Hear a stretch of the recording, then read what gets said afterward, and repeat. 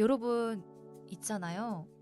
오늘 새벽 0시부터 전국 은행 전산에서 뭔가 하나가 딱 막혔거든요. 2.7조 원짜리 문이 이쪽에선 닫히고 저쪽에선 열렸어요. 저 이거 보고 10년 전에 똑같이 욕먹었던 그 규제 한 번이 딱 떠오르더라고요. 이런 신호는 자주 안 나와요. 사람들 다들 집값 폭락 시작이다 그러잖아요. 근데 진짜 웃긴 게 뭔지 아세요? 그때도 똑같이 욕먹었던 이 방식이 결국 실수요자한테 문을 열어준 정확히 그 전환점이었거든요. 이 구간이 열쇠예요. 오늘은 왜 제가 이 2.7조를 세기의 베팅이라 보는지 차근차근 풀어드릴게요.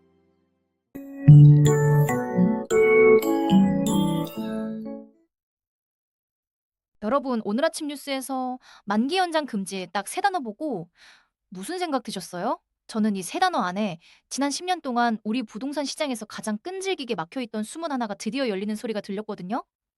자, 먼저 이 규제가 뭔지 1분 안에 싹 깔아드릴게요. 금융위원회가 4월 1일 가계부채 관리 방안을 발표했고요. 오늘 2026년 4월 17일 정확히 새벽 0시부터 시행됐어요. 세 가지 조건을 전부 만족하는 사람만 대상이거든요. 들어보세요. 첫째, 주택 두 채 이상 보유. 둘째, 수도권이나 규제지역 아파트 담보. 셋째, 대출 만기가 오늘 이후 도래. 세 조건이 다 맞물려야 걸리는 구조예요. 그래서 규제 지역도 콕 찍혀 있어요. 서울 25개 구에, 경기는 과천, 분당, 광명, 하남, 성남, 용인, 수원까지 12개 지역이에요. 여기서 진짜 눈여겨볼 지점은 예외 조항이거든요. 세입자가 실거주하고 있으면 계약 종료일까지 연장 허용, 7월 31일 이전에 갱신 청구권을 행사했으면 2028년 7월까지 최대 2년 상환유예, 묵시적 갱신까지도 갱신 종료일까지 봐줘요. 이게 왜 중요하냐면요. 이 예외들이 세입자 주거 안정 쿠션으로 설계돼 있거든요. 돈이 급한 다주택자는 토해내고 세입자가 사는 집은 건드리지 않는 구조.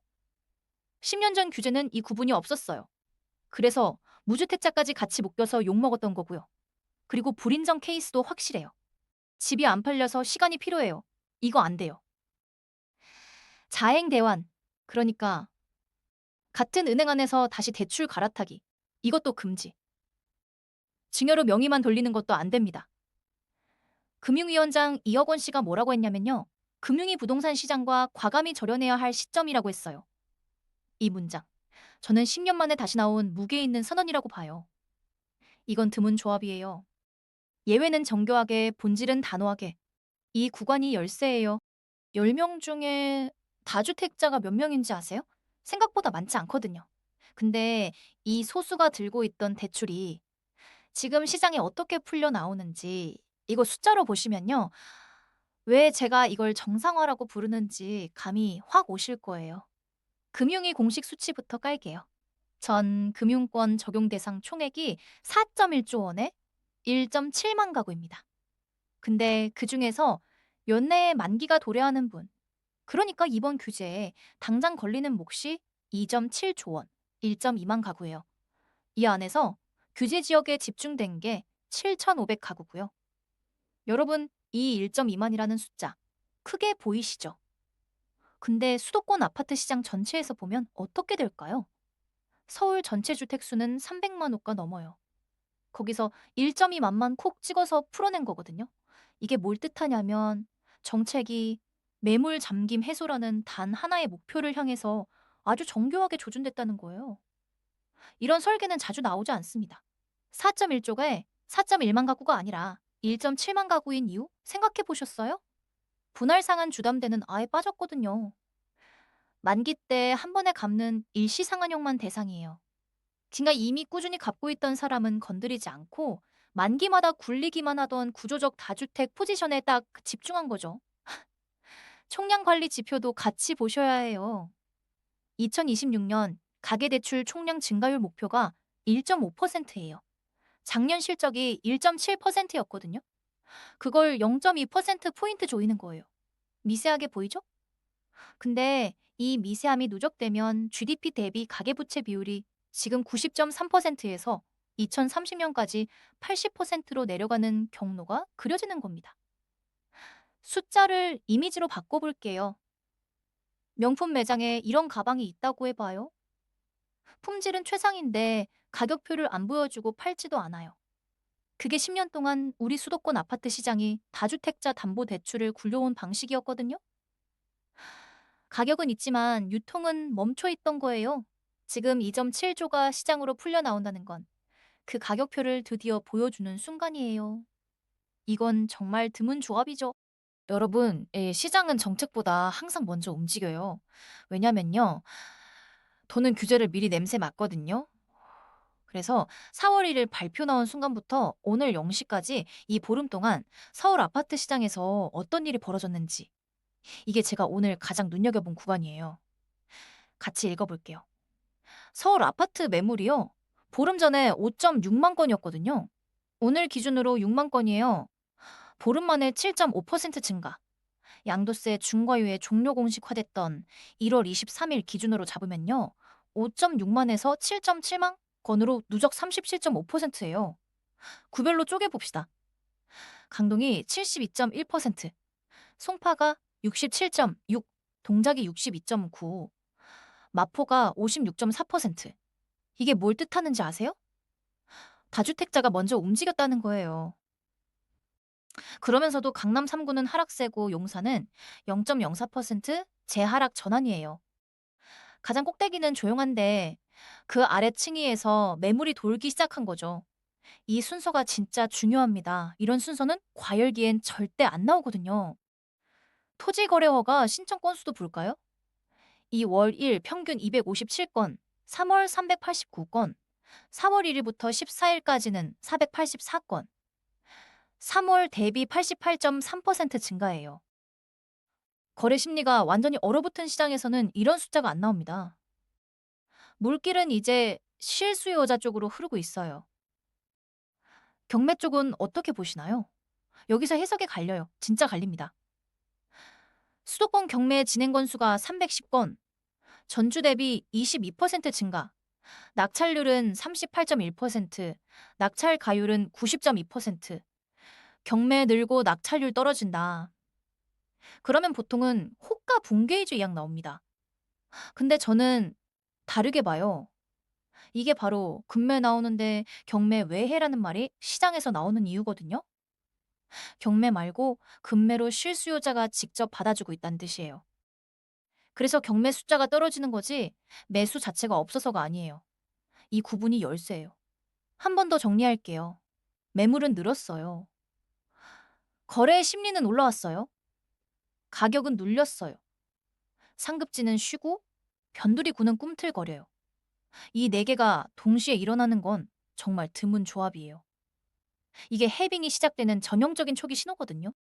2020년 6월 17일 대책 기억나세요? 그때도 다들 집값 폭락이라고 그랬어요. 근데 결과는요. 2020년 하반기에 서울 아파트 가격 다시 올라갔고 2021년에 역대 최고점 찍었거든요. 그때 규제가 왜 실패했는지, 지금 규제랑 뭐가 다른지 이 비교가 오늘 이 방송의 핵심이라고 저는 생각합니다. 네 가지 지점에서 완전히 달라요. 하나씩 봅시다. 첫째, 규제 성격이 달라요. 2020년 6월 17일 대책은 신규 대출 제한이었거든요. 새로 빌리는 걸 막았죠. 근데 이번은 기존 대출의 만기 연장 차단이에요. 방향이 정반대입니다. 신규 제한은 이미 들고 있는 사람한테는 압력이 안 가요. 버티면 그만이니까요. 근데 만기 차단은 이미 들고 있는 사람이 때가 되면 반드시 움직여야 해요. 이게 훨씬 더 강한 수단이에요. 정책 위반자들이 지난 10년 동안 뭘 배웠는지 여기서 드러납니다. 둘째, 대상이 달라요. 그때는 무주택자랑 1주택자까지 같이 묶였어요. 그래서 실수요자도 못 사게 한다는 욕을 먹었던 거고요. 이번엔 다주택자만 딱 골라냈어요. 두 채 이상. 그러면서 임대차 실거주나 갱신권 계획까지 정교하게 깎아냈습니다. 여러분도 그때 뉴스 보시면서 왜 무주택자까지 묶지 하셨죠? 저도 그랬거든요. 그 피드백이 10년 뒤 이 규제에 반영된 거예요. 이 학습의 깊이를 보셔야 돼요. 셋째, 금리 환경이 정반대예요. 2020년 당시 한국은행 기준금리가 1.25에서 0.5%로 내려가는 완화 사이클이었거든요. 돈을 풀던 시기였어요. 그래서 신규 대출 막아도 이미 있는 돈이 자산으로 몰렸고 결국 2021년 최고점 찍은 겁니다. 지금은요? 기준금리 2.5%에서 7번 연속 동결이에요. 긴축 잔존 상태예요. 이건 드문 조합입니다. 긴축 잔존산만 사이거디만이 만기자 가계부채 비율이 달라요. 2020년엔 GDP 대비 100%를 넘었거든요. 지금은 90.3%고 내려가는 방향이에요. 시스템 부담도 그때보다 낮아요. 이 네 가지를 붙여놓으면 결론이 하나로 모입니다. 2020년 규제가 실패한 이유는 신규만 막고 기존은 내버려둔 데다 금리까지 풀려 있었기 때문이에요. 이번은 그 반대를 전부 맞춰놨어요. 그래서 저는 이걸 역사상 가장 정교한 버전이라고 봅니다. 10년 학습의 결과거든요. 이 구간이 열쇠예요. 들어보세요. 이번엔 다르다는 말은 보통 안 믿어야 돼요. 근데 이번은 더 정교하다는 다른 얘기거든요. 전자는 감정이고 후자는 설계예요. 오늘은 후자의 영역이에요. 여러분, 이제 진짜 중요한 대목이에요. 규제가 강하면 뭐가 필요하냐면 그를 시스템이 받쳐줘야 돼요. 아무리 좋은 약이라도 환자가 약해 있으면 못 먹이잖아요. 오늘 제가 세기의 베팅이라고 부르는 이유가 바로 이 지점이거든요. 같이 체력 검사를 해볼게요. 주담대 연체율이요. 2025년 10월 기준으로 0.29%예요. 이게 어떤 숫자냐면요. 상대적으로 아주 안정된 구간입니다. 국내은행 전체 원화대출 연체율이 0.58%인데 주담대는 그 절반이에요. 집을 담보로 잡은 대출은 유사시 회수 경로가 가장 단단한 자산이거든요. 이 숫자가 튀어 오르지 않는 한 은행은 이 규제를 관리된 착륙으로 끌고 갈 체력이 있어요. 은행 자체의 건전성도 보세요. BIS 비율은 여유가 있고요. 삼성증권이 4월 리포트에서 은행주에 대해서 긍정 의견을 유지하고 있어요. 1분기 실적 견조에 주주 환원 기대까지 얹힌 상태거든요. 업계가 이 규제를 위기가 아니라 정리 국면으로 읽고 있다는 뜻입니다. 그리고 제가 오늘 가장 눈여겨본 디테일 하나 말씀드릴게요. 헤럴드 경제 보도인데요. 강동구 15억 원 이상 거래 중에서 70%가 상급지 갈아타기였어요. 이게 뭘 뜻하느냐면 지방이나 변두리에서 돈을 빼서 서울 상급지로 올라가는 자금 흐름이 여전히 살아있다는 겁니다. 돈은 움직이고 있어요. 이 흐름은 관망 국면에선 안 나옵니다. 그래서 저는 지금 시장을 관망이 아니라 재배치로 읽어요. 이런 해석이 가능해지는 거죠. 자, 같이 그림을 그려봅시다. 연체율 안정 은행 체력 충분. 이게 첫 번째 다리예요. 거래 재개, 돈이 상급지로 움직이고 있어요. 이게 두 번째 다리. 정책 정교화, 다주택자만 집중, 세입자 쿠션 두툼. 이게 세 번째 다리예요. 이 세 개가 동시에 서 있는 그림은 정말 드물어요. 이건 드문 조합이에요. 물론 리스크도 있어요. 신규 연체 발생액이 월 2.9조예요. 적지 않죠. 중견건설사 부실도 체크포인트고요. 근데 이게 도미노의 시작이냐, 정리의 끝물이냐는 결국 연체율이 판단합니다. 주담대 0.29%가 깨지는 순간이 경고예요. 그 전까지는 이 숫자가 우리한테 괜찮다고 말해주고 있는 거예요. 저는 이걸 이렇게 봅니다. 비행기가 착륙할 때 바퀴가 땅에 닿는 그 순간이 가장 떨리잖아요? 근데 기장이 경험 많고 기체가 멀쩡하고 활주로가 넓으면 그 떨림은 금방 안정으로 바뀌거든요. 지금 한국 부동산 시장의 착륙이 딱 그 그림이에요. 시스템은 버텨주고 있어요. 여러분, 무주택자 수십만 명이 청약통장 들고 기다리고 있거든요. 그 앞에서 이 문이 얼마나 오래 열려 있을지? 그게 오늘 이 규제의 진짜 성적표예요? 앞으로 6달 동안 제가 같이 관찰하자고 제안드릴 포인트 6개 깔아드릴게요. 메모하시면서 들어보세요. 첫째, 5월 금통위예요. 한국은행 기준금리가 지금 2.5%에서 7번 연속 동결 중이거든요. 여기서 내려가면 이 규제의 효과가 확 커져요. 왜냐면 매물이 나올 때 받아주는 쪽 이자 부담이 같이 내려오니까요. 이게 첫 관찰 포인트예요. 둘째, 7월 31일이에요. 계약 갱신 청구권 2년 유예 예외가 마감되는 날이거든요. 이날이 지나면 세입자 쿠션으로 버티던 물량 일부가 추가로 시장에 나올 수 있어요. 진짜 시작은 이때부터라고 저는 봐요. 왜냐면 그때 매물의 성격이 또 한 번 바뀌니까요. 셋째, 5월부터 8월까지의 첫 만기도래본 실매물 출회 여부예요. 금융위 발표한 2.7주가 실제로 얼마만큼 매물로 풀리는지, 임대차 예외로 얼마나 남는지, 이 비율이 이번 규제의 실효성을 판정합니다. 업계에서는 예외 인정 비율을 40에서 60% 정도로 추정하는데요. 이건 시행 이후 은행연합회 집계를 봐야 확정됩니다. 여기는 확인 필요 구간이에요. 넷째, 경매 낙찰률이에요. 지금 38.1%거든요. 30% 붕괴 여부가 도미노 임계예요. 그 위에 있는 한은 관리된 착륙이고 깨지면 시나리오가 바뀝니다. 이 숫자 매주 같이 봅시다. 다섯째, 서울 주간 매매가 변동률이에요. 현재 0.20%, 61주 연속 상승이거든요. 마이너스 전환되는 시점이 있다면 그게 또 하나의 분기점이에요. 근데 저는 그 전환이 폭락이 아니라 둔화에서 수평으로 가는 자연스러운 경로로 봅니다. 여섯째, 비거주 1주택자 추가 규제예요. 금융위가 추후 발표 예정기라고 했거든요. 이게 나오면 규제가 2차 확장 국면으로 들어가요. 일정은 아직 미확정이에요. 이건 정말 눈여겨볼 지점입니다. 자, 이 6개를 한 줄로 엮어볼게요.